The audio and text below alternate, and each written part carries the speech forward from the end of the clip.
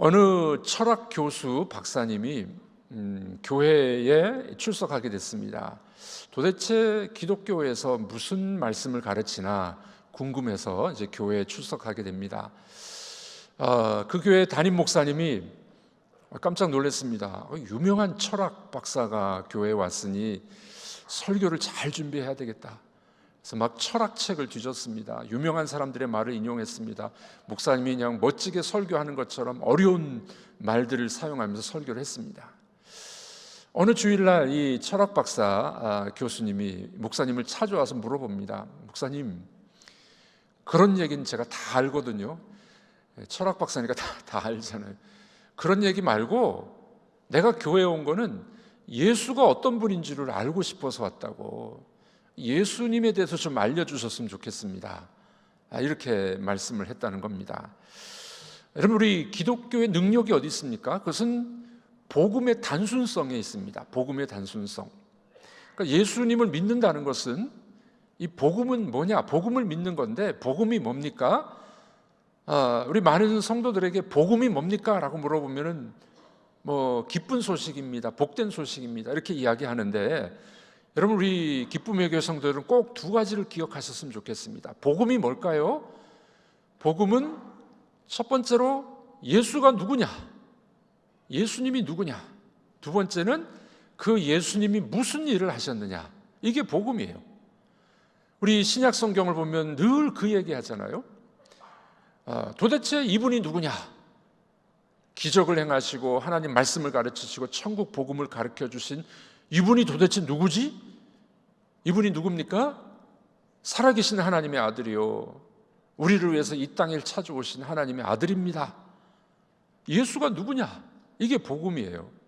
두 번째는 이 예수님이 이 땅에 오셔서 무슨 일을 하셨습니까? 어떤 일을 하셨나요? 우리를 죄악 가운데 구원하기 위해서 십자가 지시고 우리를 하나님 백성 만들어 주셨잖아요. 십자가 지신 일이 예수님이 하신 일입니다. 복음이 뭐라고요? 예수님이 누구냐? 그리고 예수님이 무슨 일을 하셨느냐? 이게 복음입니다. 자, 우리 한번 서로 연습하겠습니다. 옆에 있는 분들에게 알려주십시오. 복음이 뭡니까?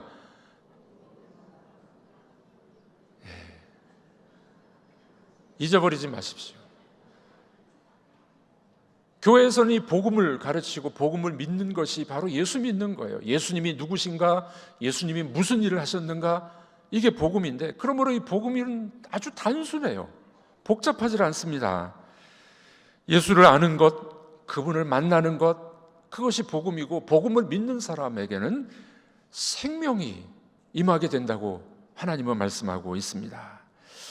그러므로 우리는 그분을 가까이 해야 됩니다. 예수님을 믿고 예수님을 가까이 하는 겁니다. 여러분들의 마음속에 속상한 일이 있을 때, 아픔이 있을 때, 어려움이 있을 때 그분의 이름을 한번 불러보십시오. 예수의 이름을 부르시고 하나님의 이름을 부를 때 여러분들 마음속에 평안과 기쁨과 안위가 주어지게 될 줄을 믿습니다. 여러분들, 그렇습니다. 그러므로 우리가 예수님 믿는 것은 복잡한 게 아니에요. 예수의 십자가를 믿는 거고 예수님이 어떤 분인가를 믿는 겁니다.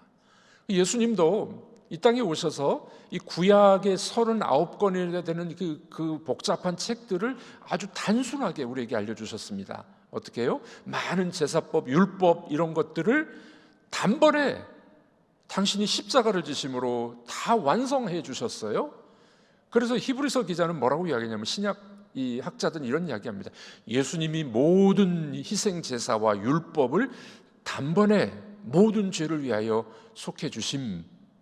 그래서 이것을 영어로는 이렇게 표현해요. Once for all, 한 번에 모든 것을 다 이루어 주셨다, 이렇게 말씀하고 있습니다.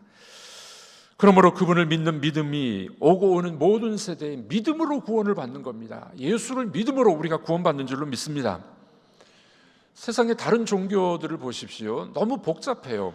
선행을 해야 돼, 착한 일을 해야 되고, 구제해야 되고, 섬겨야 되고, 그 중요한 거지만 그거로는 구원을 못 받는다고 성경은 이야기합니다.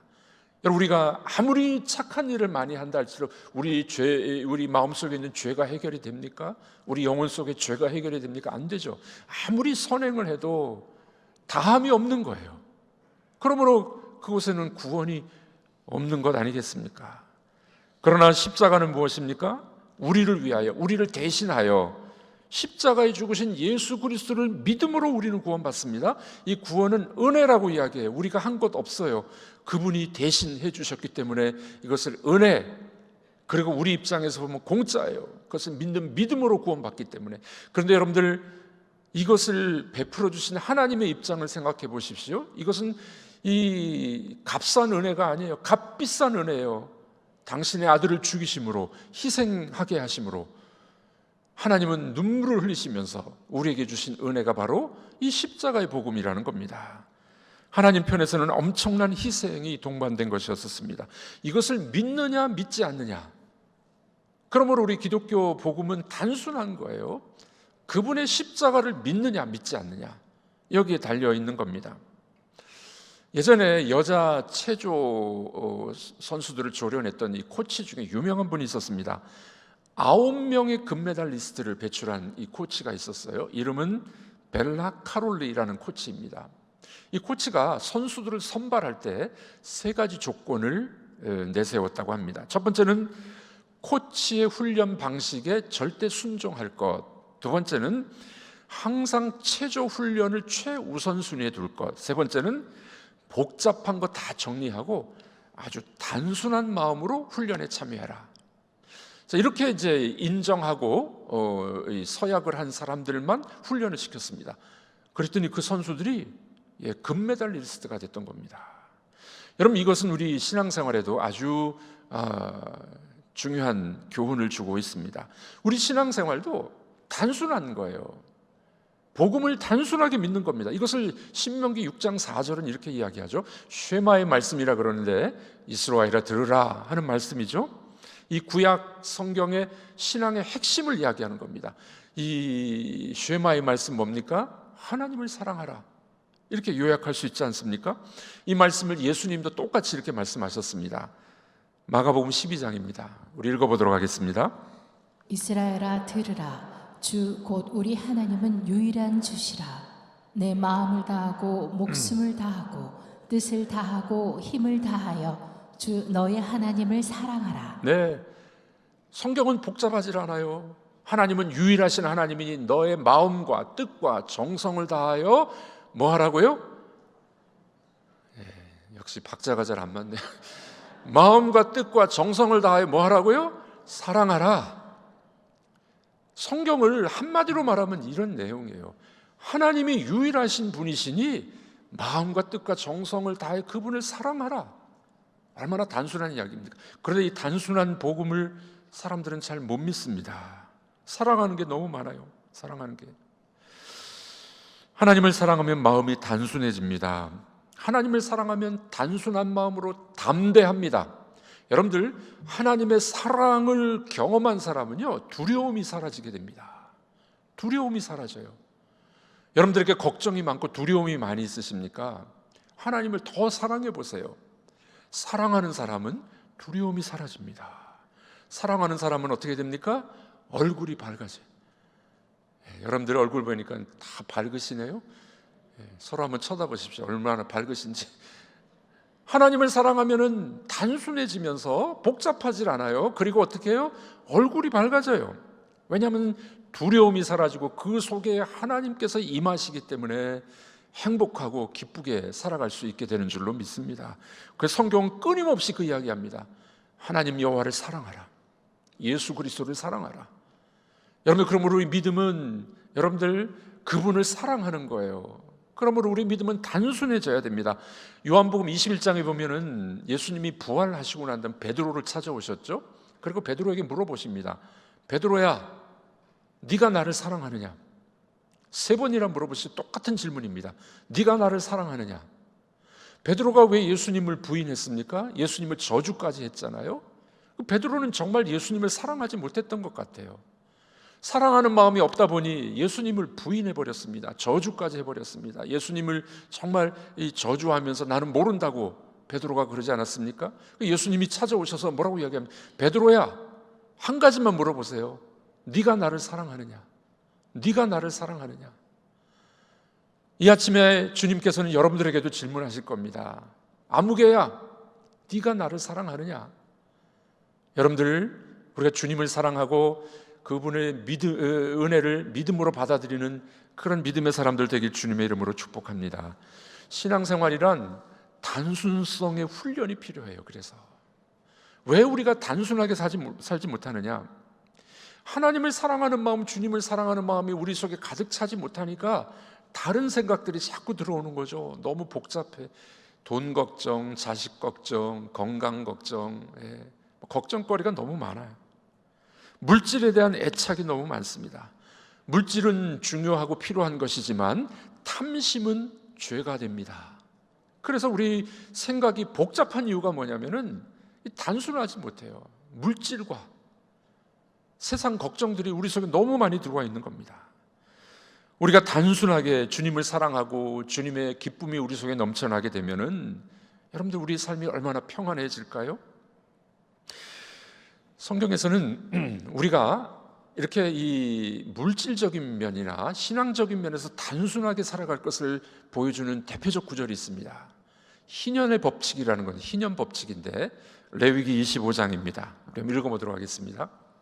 너희는 50년째 해를 거룩하게 하여 그 땅에 있는 모든 주민을 위하여 자유를 공포하라.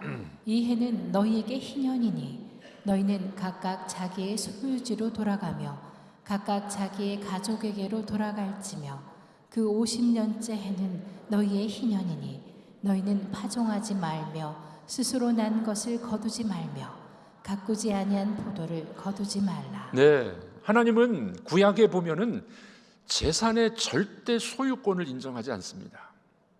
그 희년이 되면은 이 다 해방 또 풀어줘야 되는데, 희년이 뭐냐면은 영어로 말하면 주빌리 이어라고 하는데요, 양각 나팔, 기쁨의 나팔을 부는 때예요. 50년째가 되면은 나팔을 불어서 해방을 선포하는 때가 됩니다. 그 포로로 잡혀온 사람들 다 돌려보냅니다. 이 땅을 전당 잡힌 사람들, 빚진 사람들 다 풀어줘요. 그냥 공짜로. 또 집 전당 잡힌 사람들 다 풀어줍니다. 와, 얼마나 좋은가요? 우리도 이랬으면 참 좋겠습니다. 빚진 사람들 다 그냥 해방. 이게 이제 구약의 희년의 법칙입니다. 하나님이 왜 이런 법칙을 지키라고 말씀하셨을까요? 인간의 욕심을 억제하라는 거예요. 억제. 혼자 너무 많은 재산 갖지 말라는 거예요. 요즘에 보면 우리나라 이 땅 부자 또는 뭐 우리 이 재산, 우리나라 부자의 기준이 있습니다. 현금을 10억 정도 돌릴 수 있는 사람, 그리고 부동산 자산이 한 100억 정도 되는 사람, 이런 사람을 우리나라에서 부자라고 합니다. 여기 부자가 있으신가요? 우리 그 땅을 너무 많이 갖고 있는 거예요. 혼자 재산을 너무 많이 갖고 있는 거예요. 그러지 말라는 거예요. 참 어렵지 않습니까? 우리나라 이 자본주의가 이 건국대학교 김누리 교수라는 분은 그런 이야기합니다. 우리나라는 자본주의가 야수 자본주의다. 마치 짐승과 같은 자본주의라는 거예요. 너무 부가 편중돼 있어요.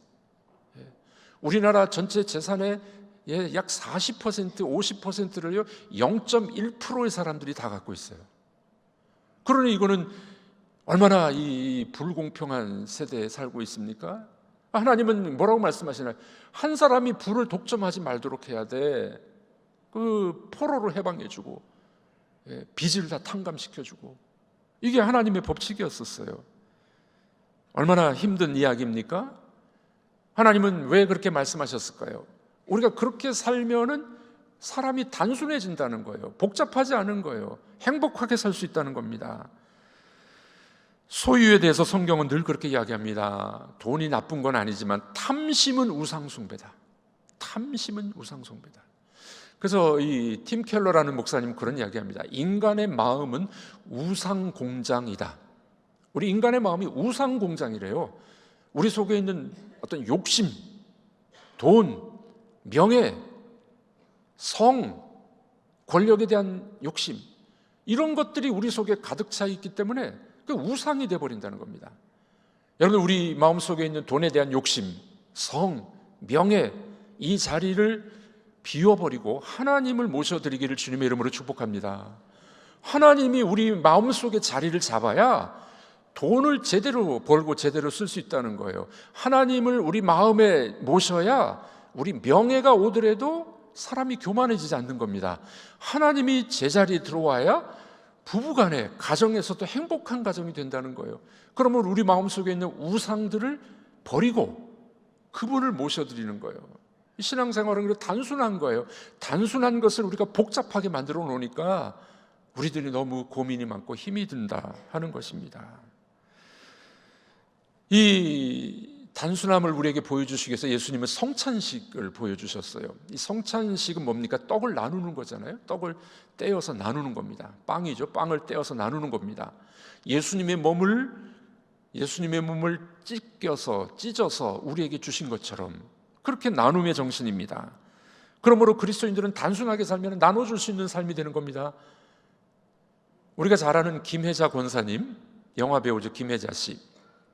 이분이 월드비전 홍보대사로 일하고 있는데 소말리아, 인도, 르완다, 방글라데시 등을 돌아다니면서 어려운 사람들, 아이들을 돌보게 됩니다.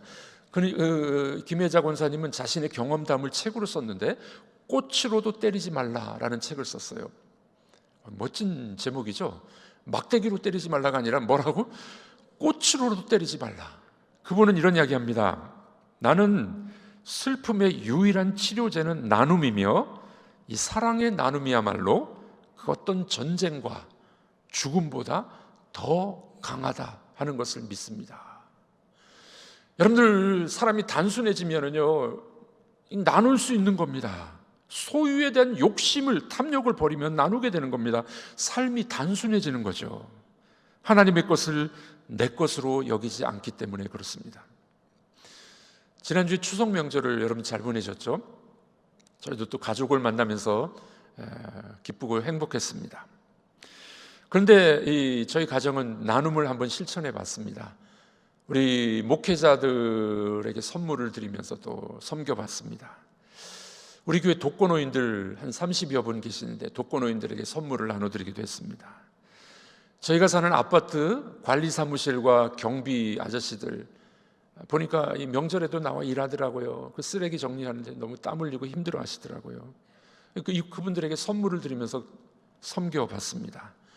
어머니 산소, 장모님 산소 벌초를 하면서 이발을 시원하게 해드렸습니다. 처음으로 했는데요, 하고 난 다음에 이틀 동안 아팠습니다.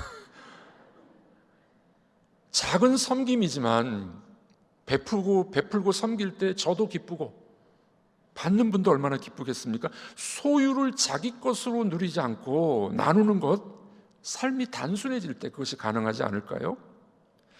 단순성의 훈련은 우리 관심의 정면으로 도전하는 거예요. 왜냐하면 우리는 복잡하니까 욕심도 많고 하고 싶은 것도 많고 채우고 싶은 것도 많고. 여러분, 우리나라가 행복한가요? 우리나라 설문조사를 했습니다. 세계 경제 10등, 11등 하는 나라입니다. 설문조사했는데 답이 뭔지 아십니까? 행복하십니까? 행복 안 하다는 거예요. 그렇게 먹을 게 많은데 행복 안 하다는 거예요. 우리가 복잡해서 그래요. 욕심이 많아서 그래요. 성경은 뭐라고 이야기합니까? 우리에게 아주 정면으로 도전합니다. 하나님을 믿는 사람은 단순해야 돼. 아유, 목사님 세상 물정을 몰라서 하는 얘기. 단순하면 다 당해요. 하나님은 뭐라고 말씀하십니까? 복잡하게 사는 것을 하나님은 기뻐하시질 않습니다.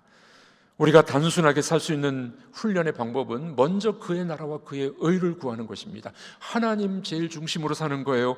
그래서 마태복음 6장에 주님은 이렇게 말씀하셨습니다. 읽어보겠습니다. 너희는 먼저 그의 나라와 그의 의를 구하라. 그리하면 이 모든 것을 너희에게 더하시리라. 그 나라에 초점을 맞추시면 단순한 삶이 가능하게 됩니다. 오늘 읽으신 본문 전도서 7장도 이런 말씀이에요.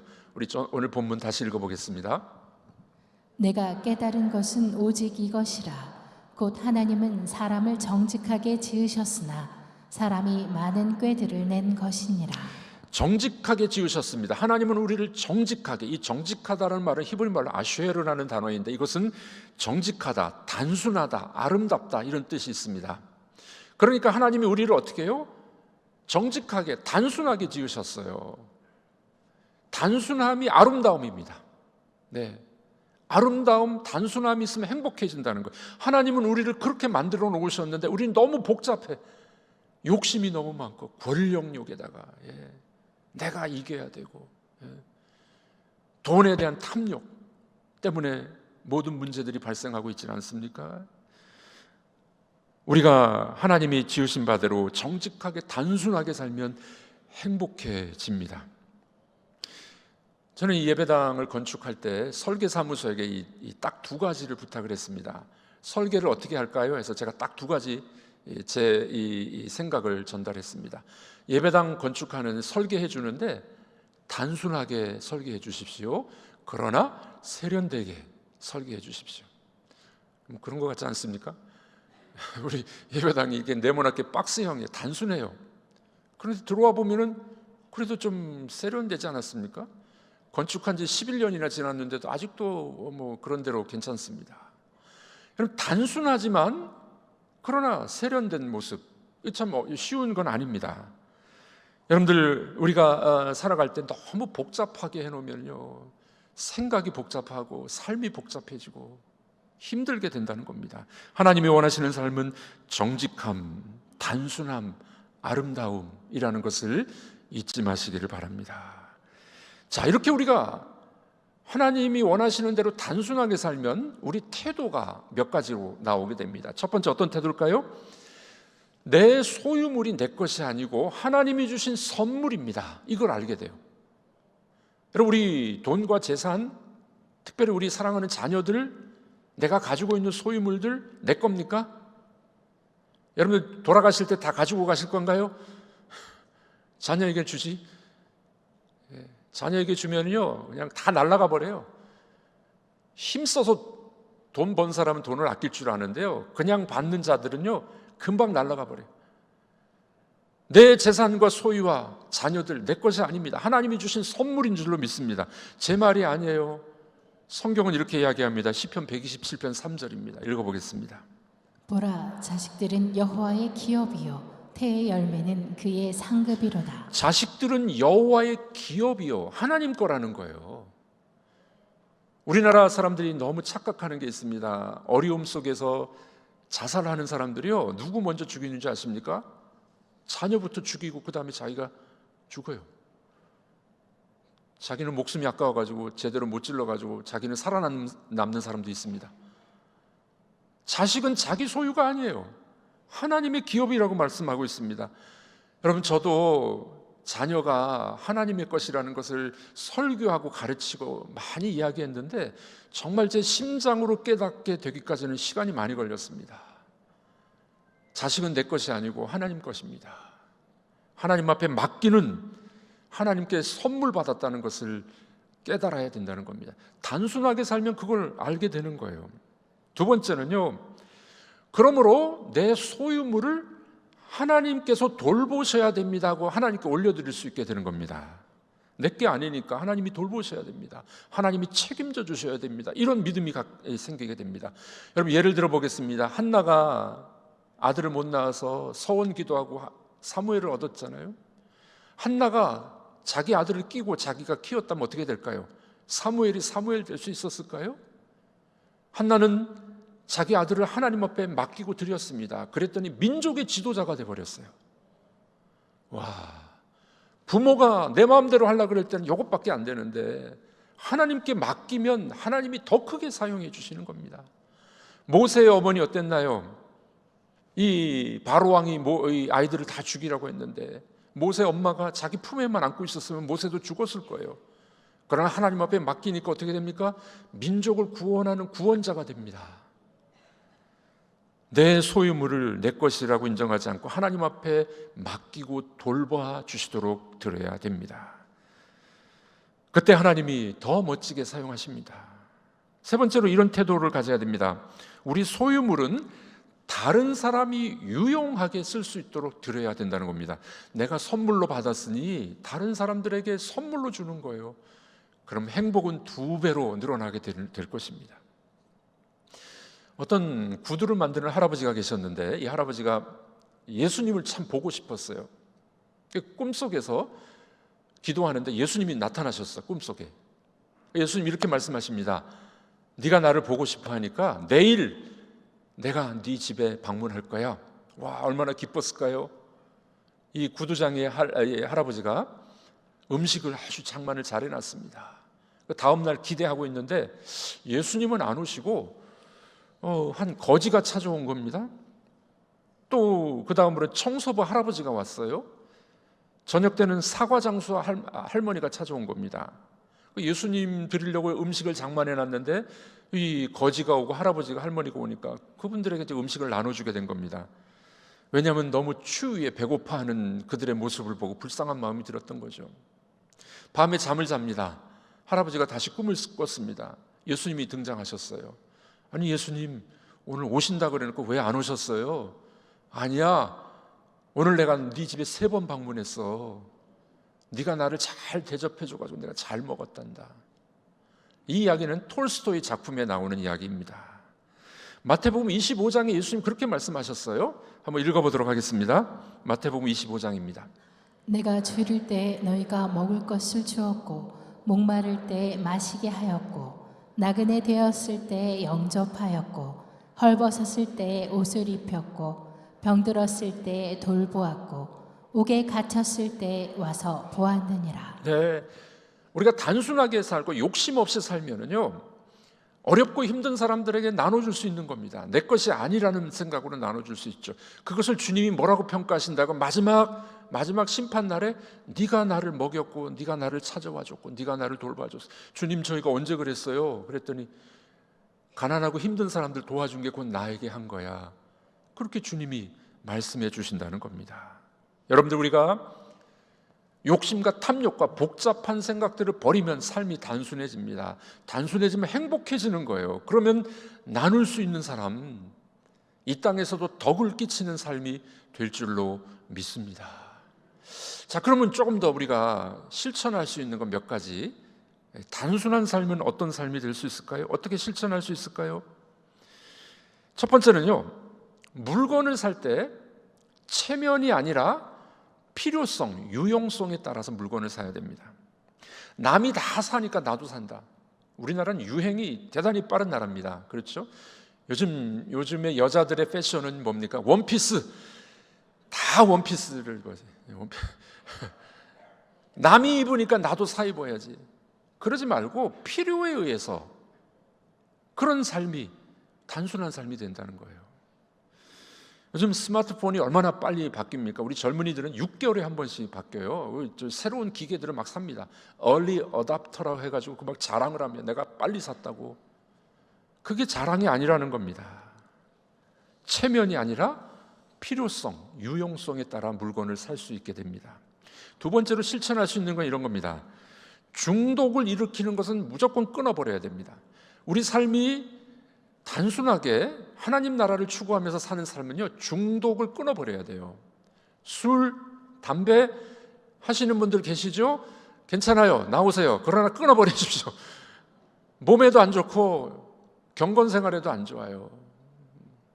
아유, 목사님 말했는데 교회 이제 안 나와야지. 나오세요. 은혜 받으면 끊어지니까. 그러나 술과 담배와 또 노름, 게임, 우리 젊은 아빠들 중에도 보면은요, 집에 와가지고 게임하는 아빠들이 있어. 그러면 자녀들 똑같이 보고 배웁니다. 중독이 되는 것은 무엇이든지 끊어버리시길 바랍니다. 그 자리에 예수님이 들어가고 하나님이 들어가셔야 돼요. 그러면 우리의 삶은 행복해집니다. 중독은 우리를 결코 행복하게 만들지 못해요. 그러면 우리의 삶이 단순해져야 됩니다. 하나님 중심으로, 예수 중심으로 살아가면은 중독은 끊어질 것이고 여러분들의 삶에 행복이 찾아오게 될 줄로 믿습니다.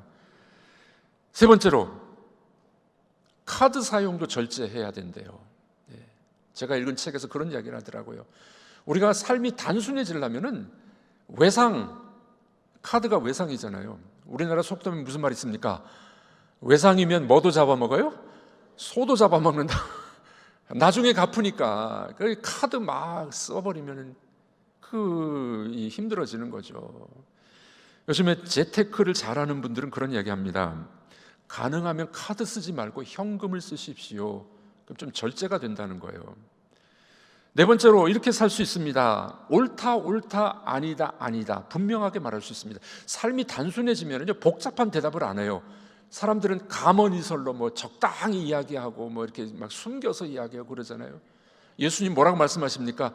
너의 말은 옳다, 옳다, 아니다, 아니다. 분명하게 말해라. 그렇게 말씀하고 있습니다. 여러분, 우리가 하나님 나라에 하나님의 초점을 맞추고 우리 삶의 중심에 그분을 모셔드리십시오. 그럼 우리 삶이 단순해져요. 단순해지면 행복해요. 그런 사람은 많은 사람들에게 사랑과 덕을 끼치는 그런 귀한 성도들이 될 줄로 믿습니다. 이런 말이 있습니다.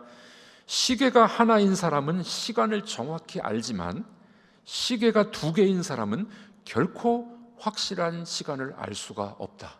그렇죠? 시계가 두 개가 있으면 뭐가 맞는지 몰라.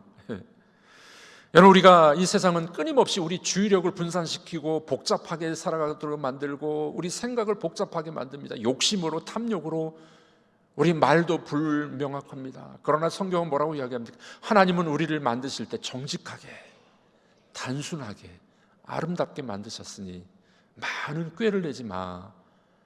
단순하게 살아가는 하나님의 사람들 되길 주님의 이름으로 축복합니다. 하나의 시계에 주목하십시오. 두 개의 시계는 불확실합니다. 하나님께 초점을 맞추시고 여러분의 삶이 단순해지셔서 행복한 여러분들의 삶이 되시기를 주의 이름으로 축복합니다.